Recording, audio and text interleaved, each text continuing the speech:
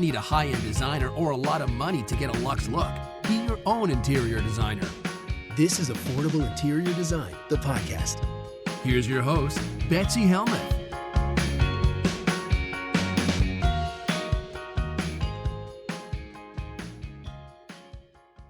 Hi, everybody. I hope you are having a great week.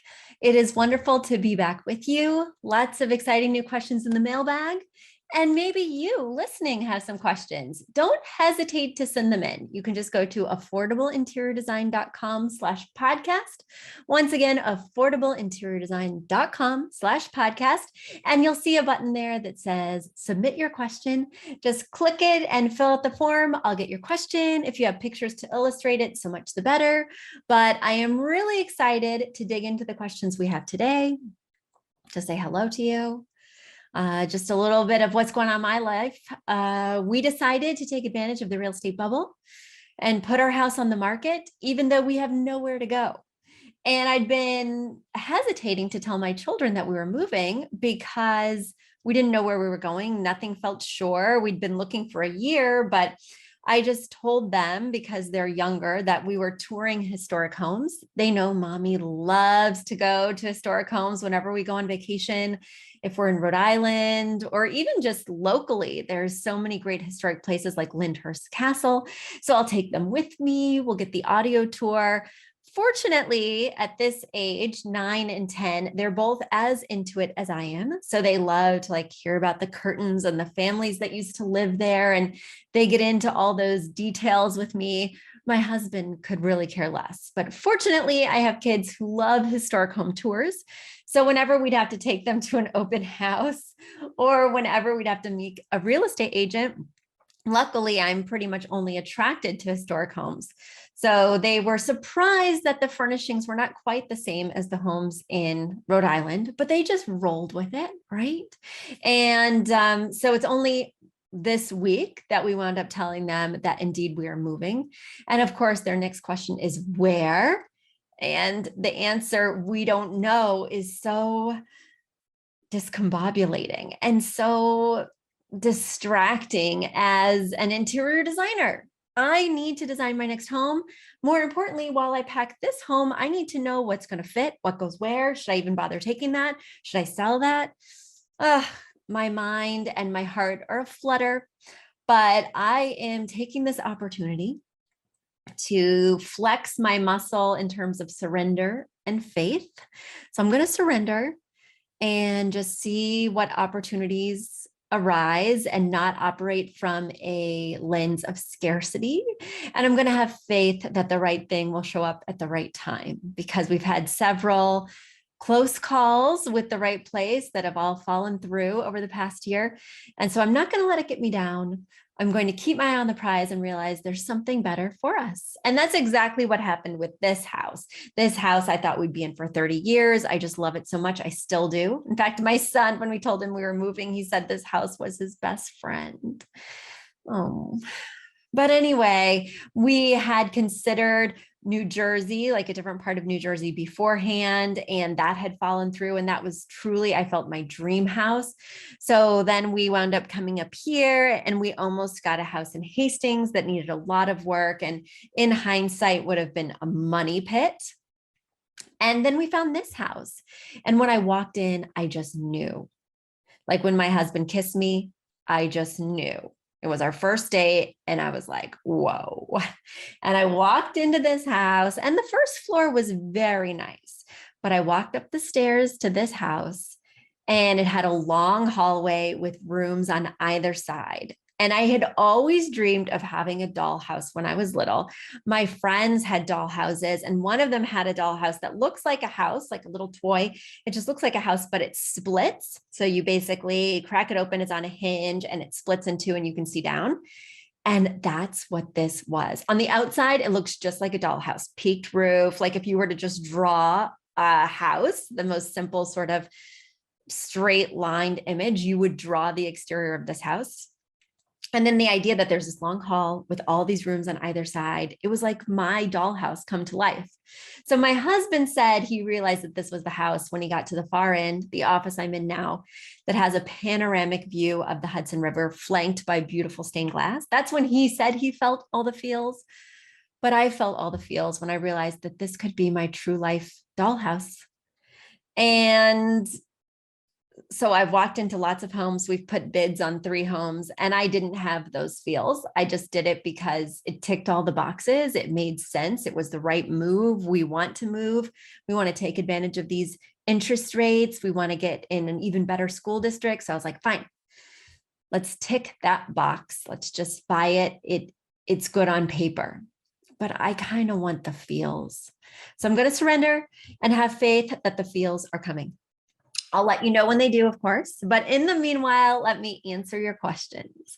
My first question comes from Lorri, and Lori's writing from Indianapolis, Indiana. She writes, "Hi, Betsy. I've just moved into a house with my new husband, and I must tell you, your podcast has changed my life. Every decorating decision is well thought out and deliberate instead of buying all the things I love. I love a lot. The money that I have saved asking myself, does this fit my 2-word design profile, is more than you can imagine. We both purged almost all of our belongings so we could start fresh in this home. We are going for industrial ranch. He likes industrial and I love ranch/Western. We have found some nice tables and accent pieces. However, it is time for that major investment, the couch. I know how you feel about leather couches. However, I have my heart set on a chunky leather couch with nailhead trim inspired by my favorite show, Yellowstone.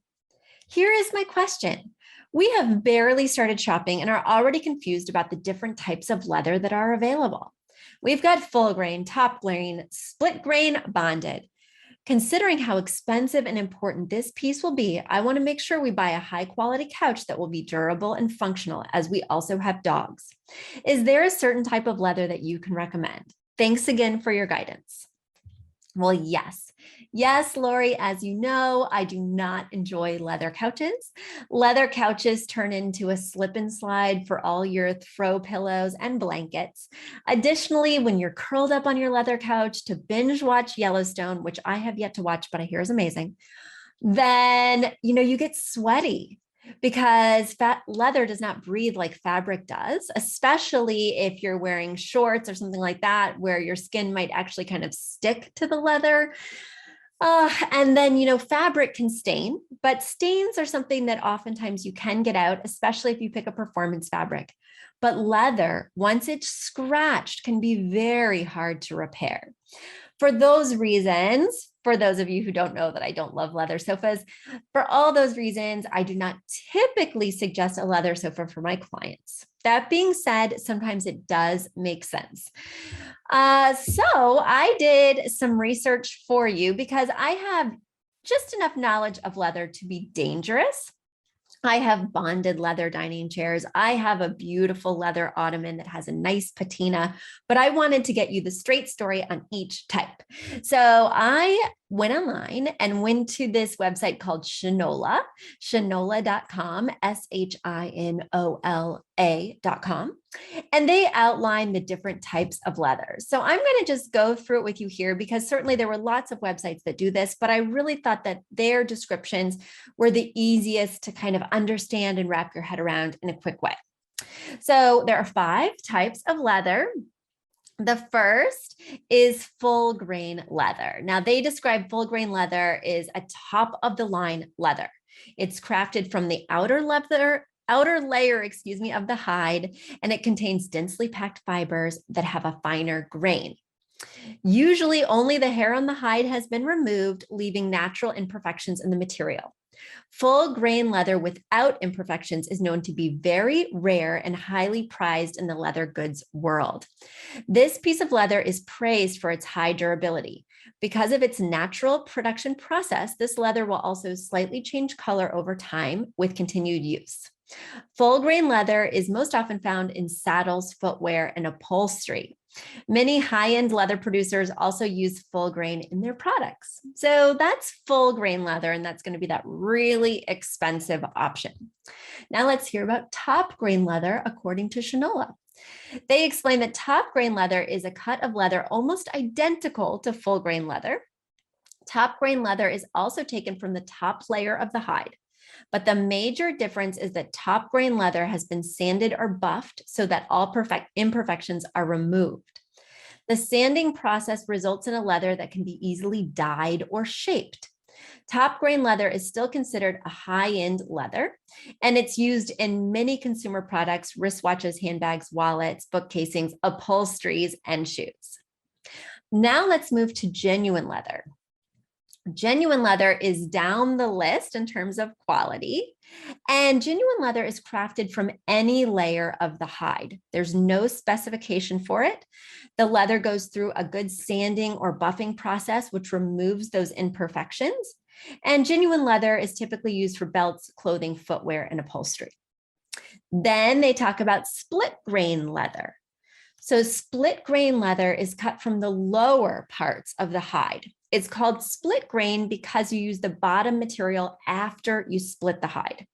It's not as strong as full grain or top grain, but it can still serve as a valuable function, as a valuable material. Shoes, purses, and sofas are most commonly made from split grain leather. This type of leather is also used to create suede. Now let's move to bonded leather. Bonded leather is a term that describes a material that's anywhere from 10% to 90% of leather, and it's manufactured from a lot of different scraps. It's typically used as a filler, and the scraps are bonded together with something like polyurethane or latex. Now, since the amount of actual leather varies greatly with this bonded material, you don't have guaranteed quality, just like you do with the other grades of leather that we discussed earlier. And manufacturers typically use bonded leather for couches or furniture, for instance, my dining chairs. So the quality is not as good. But I found with bonded leather, that is a lot of times on ottomans, benches, things like that, that it's so durable. You can wipe it off, you can wash it off. It's not fussy, it's not temperamental in terms of care, and it's much more affordable. I don't love a bonded leather couch. It does look a little bit cheap. It almost looks kind of like a vinyl because of the synthetic things that they use to kind of adhere the pieces together. Bonded leather is not the place you go for a chic, sophisticated look, but I have young children. I have a cat who likes to scratch. I have a lot of spills in my home. So for our dining chairs, it just made so much sense. So Lorri, I know this is an investment piece for you and you're really excited to invest a lot. However, I want you to consider your dog's claws. I mean, I've dealt with leather couches that are so supple, beautiful, but so sensitive that even grommets on jeans could scratch it. So you just want to make sure that that kind of goes with the look you're hoping for. Speaking of the look you're hoping for, I'm glad I've saved you a lot of money with your 2-word phrase, but I want you to reconsider it because I think you've given me 2 styles. I don't know, like you've given me the industrial style and you've given me sort of this Western ranch style. And for me, those are 2 styles. And we know that the 2-word phrase method is a style word as well as a feeling word. I think that the style word that best encapsulates both Western ranch and industrial would be rustic, because industrial is known to have sort of hand-hewn things that look rough, pipes, unfinished wood, where you can clearly see the wood grain, concrete, elements that look a little bit worn or imperfect. And that goes really well with with Western and ranch, excuse me. So I think rustic is your style word. It is your compromise between these 2 looks. And then you still need that feeling word. So maybe that's another place where you could compromise or check in with your spouse and figure out what is our word together? You guys are newlyweds from your email, so I think this will be an even better way for you to get to know each other. And in fact, if you're worried that you don't know your style or not quite sure how you want your space to feel, head over to my website, affordableinteriordesign.com. When you log in there, there's a quiz that will pop up, and that quiz will ask you lots of style questions. You guys can take it separately so you can get to know each other's individual styles, individual preferences before merging them into this design for your new home. Keep me posted. Let me know the 2-word phrase you ultimately choose. And I can't wait to hear what grade of leather you choose for your sofa. Thanks for your email, Lorri. My next question for today comes from Kirsten. Kirsten is writing from Germany, and she says, Betsy, how do you go about coordinating curtains in a home? More specifically, if a home, i.e. a dining room, can be seen from another room, i.e. a living room, how would you go about choosing curtains? Thank you. So what you're describing is an open concept space, Kirsten. And in your open concept space, you do want the entire space. So everything that you can kind of see from that central room. So say I'm in the living room and I can clearly see the dining room. I can clearly see the hallway. Heck, I can even see the kitchen. Let's just say it's quite open. Then you want them all to share the same color palette. Choose that inspiration piece wisely. And then you're going to pull your 60-30-10, from that inspiration piece. But say you're using 60-30-10 in the living room. Let's use my living room for an example.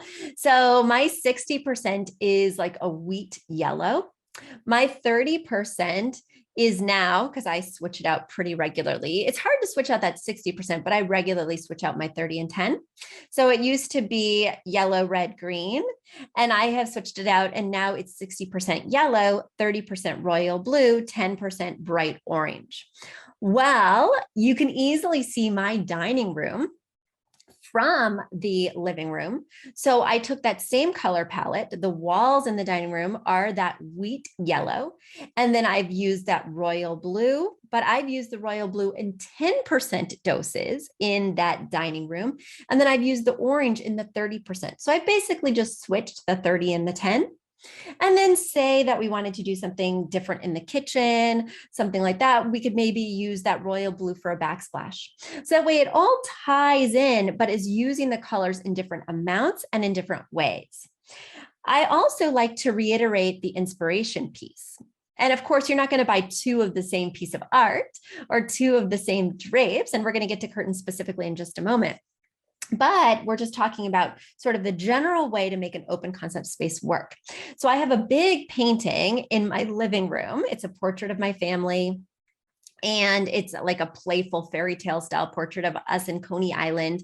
My husband is the ringmaster.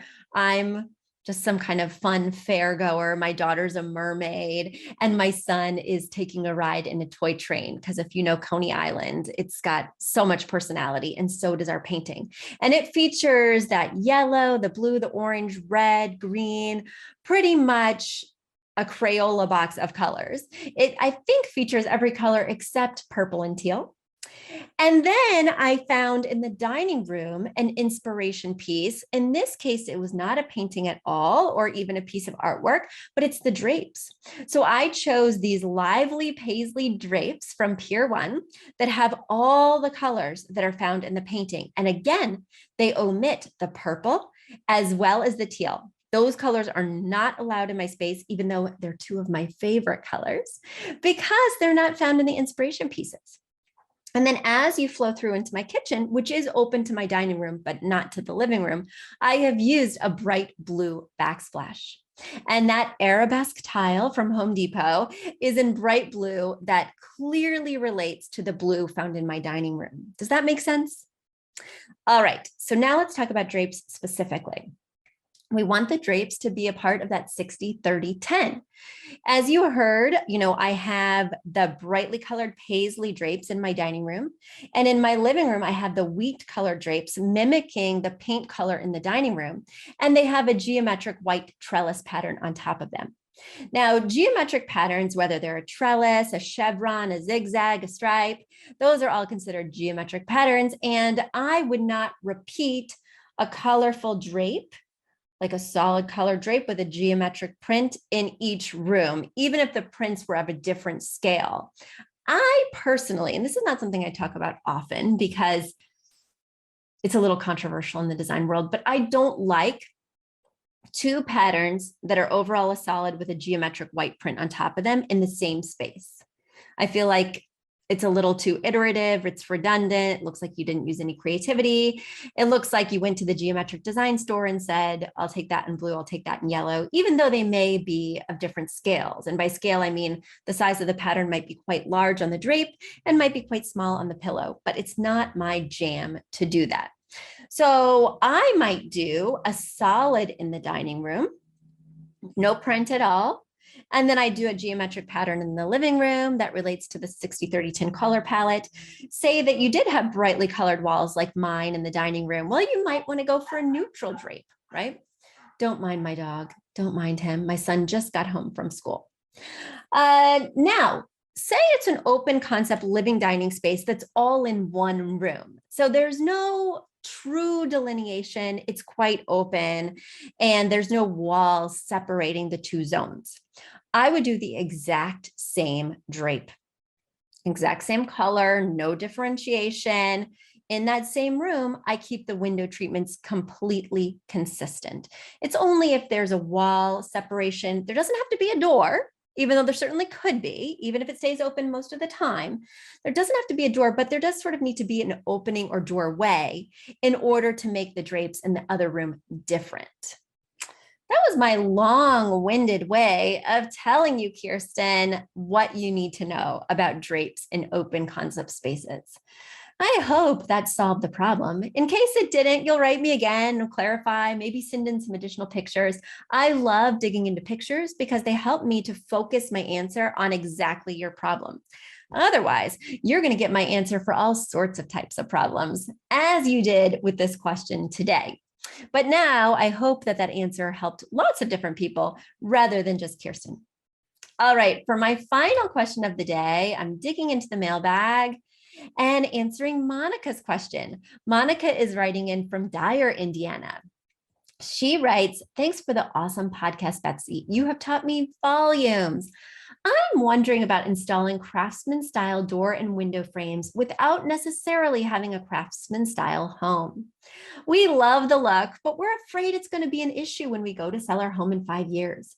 Is it considered farmhouse style, which I am not a fan of? We chose and installed the plainest Craftsman style frames for our doors and windows, and we would paint them white to match the wall trim. And that will be a plain go with the frame styles. I'm not sure what that means, but there we go. Example 2 or example 4 in the attached photo is what I'm referencing. And for those of you listening on YouTube, you can see the exact picture she sent in, so you'll know the exact molding she's referring to. For those of you not listening on YouTube, for those of you listening in your car or while you're doing your dishes, you can always head over to YouTube after you listen to this and fast forward to get to Monica's question and see her imagery. And for those of you who didn't know we have a YouTube, well, come on now, guys. Come on now. We've had a YouTube for quite some time and you'll find lots of videos, dozens of videos if you go to youtube.com and it's Affordable Interior Designs channel. All right, so you write, the former owner did a DIY with the current frames and wall trim and used regular planks of wood, and it looks awful. Our ongoing design of our interior is probably considered casual rustic. Thank you. All right. Now, normally, Monica, as you know from the previous question I answered earlier today with Lorri, I would challenge your 2-word phrase, even though casual and rustic are perfectly fine 2-word phrase. You know, casual is how you want it to feel and rustic is the style of the space. I would just make sure that you lock that in before you make a lot of design changes. That being said, architectural changes do not have to reference your 2-word phrase.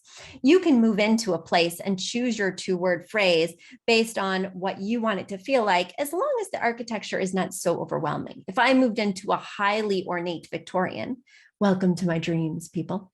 If I moved into a highly ornate, if and when, how about when I move in to my highly ornate Victorian, I will need to adapt either my feeling or my style word to accommodate all the character that's going to be oozing out of the doors and windows.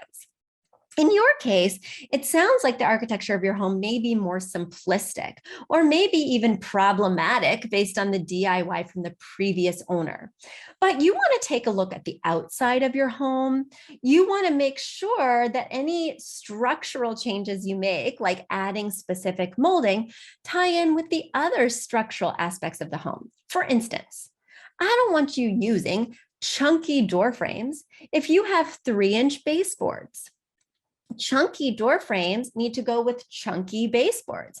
So you need to have 5-inch baseboards or higher, or else you need to change those baseboards out. Otherwise, it's going to look like you have these big, heavy door frames with this tiny molding everywhere else. You really need to be cognizant of what else is going on in the home that you're not planning on changing. What do the kitchen cabinets look like? Is there crown molding up top? Is it quite delicate, or is it chunky and bold? The Craftsman style moldings that you're showing me are, there's 4 here. And number 2 and number 4, the ones that you're referencing, are more simplistic. On number 2, there is a bullnose at the top, which is a slightly rounded trim piece. And then there's a little bit of quarter round right underneath. So it's an extra decorative piece. And then it's just a straight, flat, almost 2x4 look, with another little piece of slim rectilinear trim. And then the door frames just appear to be that 2x4 again. Whereas number 4 is much more simplistic. All rectilinear trim, no curves, just rectangles, like a very skinny rectangle on top with that 2x4 at the top and the 2x4s on the side. Now I'm oversimplifying this, but I just want to explain it so that everyone can kind of have a picture in their mind. So it's chunky. Now I live in a space that's technically it's a colonial, but it has 7-inch high baseboards that have some decorative trim. So it looks a little bit ornate. And if you had very skinny door frames, it would look ridiculous. It would look out of scale. It's like, did they buy those in 2 separate times, 2 different eras at 2 different stores? So let's look at your front door. Let's look at your baseboards. Let's look at the crown molding. And let's make sure that the doors that you're putting inside these frames also go with the trim. Because if you are putting in a door that has a lot of panels, inset panels that are decorative, and then have a curving piece like this quarter round, well, I would go with number 2 that also has some elements of curve to the door frame to make it relate. However, if your doors have panels that are shaker style like mine, they have absolutely no curves to them. They do have the panels, but they're just very simple, straight lines. Well, number 4 might actually be a better fit. These are all things that you need to think about when you're selecting architectural finishes. Architectural finishes do not need to align with your 2-word phrase. They do need to align with both the interior architecture and the exterior architecture of your home. So next time, make sure to send me some pictures of both the interior and the exterior so I can guide you a little more specifically. But in the meanwhile, use my advice as a quiz for yourself. Now go around your house with my words ringing in the background, or you can even replay this as you walk around.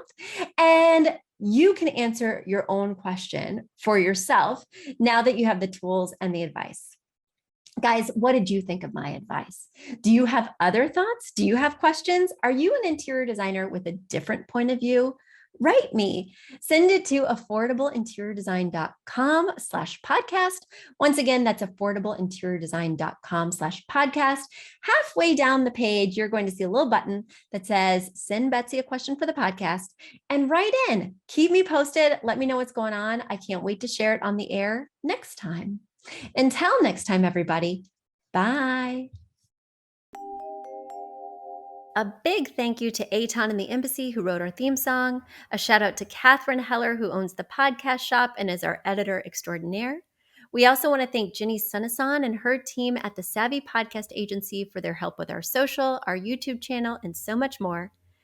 We also want to thank Uploft, which is our parent company who supports this podcast. And lastly, we owe a huge debt of gratitude to you. Thank you so much for tuning in and for all your support.